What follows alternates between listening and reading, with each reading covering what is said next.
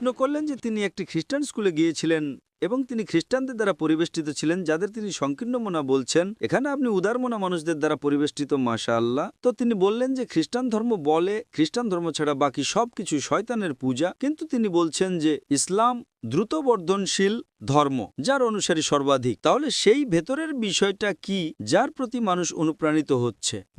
আমি এই দাওয়ার ধর্মপ্রচারের কাজে ২০ বছরেরও বেশি সময় ধরে আছি। ২০ বছরেরও বেশি সময় ধরে আমি এই দাওয়ার ময়দানে আছি এবং আমি অনেক মানুষের সাথে দেখা করেছি যারা খ্রিস্টান ধর্ম, হিন্দু ধর্ম, বৌদ্ধ ধর্ম, শিখ ধর্ম থেকে ইসলামে ফিরে এসেছে এবং প্রত্যেকেই ভিন্ন ভিন্ন জিনিস দ্বারা অনুপ্রাণিত হয়েছে। কিন্তু আমার জরিপে যারা ইসলাম গ্রহণ করেছে তাদের মধ্যে সবচেয়ে সাধারণ কারণটি হলো এক ঈশ্বরের প্রতি বিশ্বাস, একেশ্বরবাদ।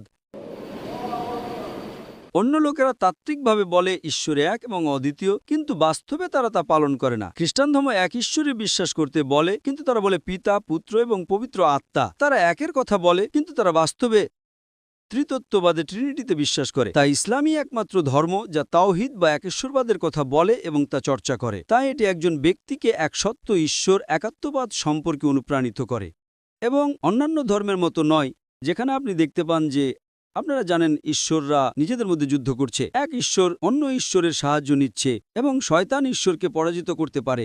এসব জিনিস একজন সাধারণ মানুষ অযৌক্তিক মনে করে।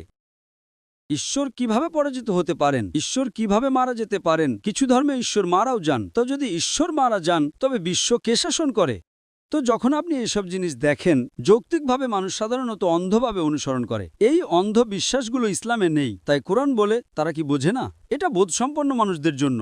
এমনকি আমার আলোচনাতেও আমি বলেছিলাম যে সর্বশক্তিমান ঈশ্বর আকাশ এবং পৃথিবী সৃষ্টি করেছেন এবং রং এবং ভাষা তৈরি করেছেন।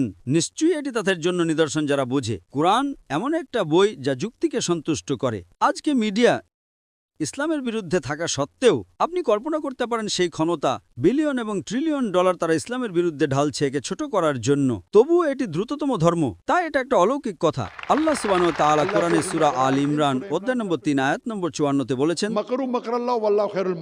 তারা পরিকল্পনা এবং চক্রান্ত করেছিল এবং আল্লাহ পরিকল্পনা করেছিলেন, আর আল্লাহ সবচেয়ে উত্তম পরিকল্পনাকারী। তো এইভাবে প্রধান কারণটি হলো ইসলাম সবচেয়ে যৌক্তিক ধর্ম। কিছু নির্দিষ্ট বিষয় থাকতে পারে যেটা তারা মনে করতে পারে, ও এটা খারাপ, এটা ওই রকম, কিন্তু যখন তারা এর কাছাকাছি আসে, যেমন আজকে ইসলামকে অপবাদ দেওয়া হয়। একটি হলো তন্ত্রবাদ, দ্বিতীয়টি হলো এতে নারীর কোনো অধিকার নেই।